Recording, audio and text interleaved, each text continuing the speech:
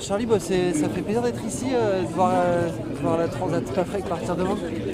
Ouais, bien sûr, ouais, c'est une course que j'aime beaucoup. Je l'ai remportée en 2012.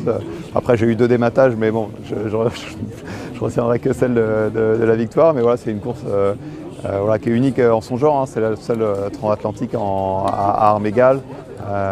Qui plus est en mix depuis l'édition d'avant, la dernière édition.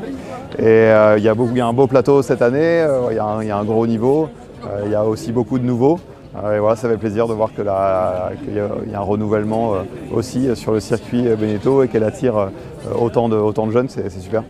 Alors tu es impliqué puisque visiblement t'aides un peu à faire la météo avant le départ.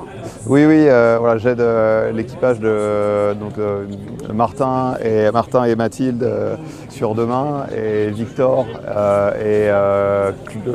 Estelle sur Région Bretagne. Il faut que je retourne vite derrière l'ordinateur pour travailler. Tu peux nous dire à quoi ça ressemblait du coup, les premiers jours de course? Ils vont partir au portant dans un vent médium, donc ça va être un départ sur mer assez plate dans la baie de Port-la-Forêt, et en s'éloignant vers le sud-ouest, ils vont avoir un petit peu plus de vent, du vent un petit peu plus fort. Il va y avoir un petit centre dépressionnaire à gérer la première nuit. Il va peut-être y avoir des petits recalages, puis après ça va être route directe pratiquement jusqu'au Cap Finistère, où là ils vont se faire cueillir par une dorsale anticyclonique, donc une zone de vent faible.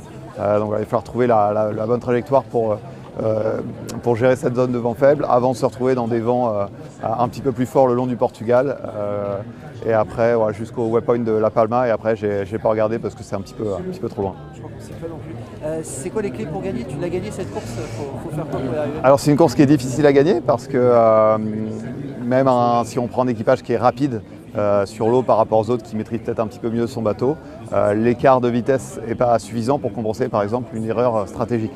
Donc c'est une course où il y a souvent des outsiders qui ont gagné. Parce qu'ils ont peut-être osé un petit peu plus, pousser une option un petit peu plus fort, ils ont osé se décaler un peu de la flotte. Et donc c'est une course où il faut savoir oser, il faut savoir croire dans ses options. Et puis si la flotte reste regroupée, là ça se joue vraiment au réglage, au tout petit décalage, à enchaîner les heures à la barre. Et c'est une course qui se court à haute intensité avec très peu d'écart à l'arrivée. Un mot sur toi, est-ce que tu es remis de ce Vendée Globe? Pas encore tout à fait, mais ça va venir. Il va falloir encore quelques mois pour récupérer entièrement, mais ça va venir. Je devrais être d'attaque pour la transatlantique, en double aussi, la Transat Café L'Or qui partira du Havre en fin d'année. Et comment on vit l'attraction, le fait d'être attendu partout où on est et d'être reconnu pour ce qu'on fait? Tant mieux, c'est super. C'est-à-dire qu'il y a beaucoup de monde qui ont suivi le Vendée Globe, tant mieux.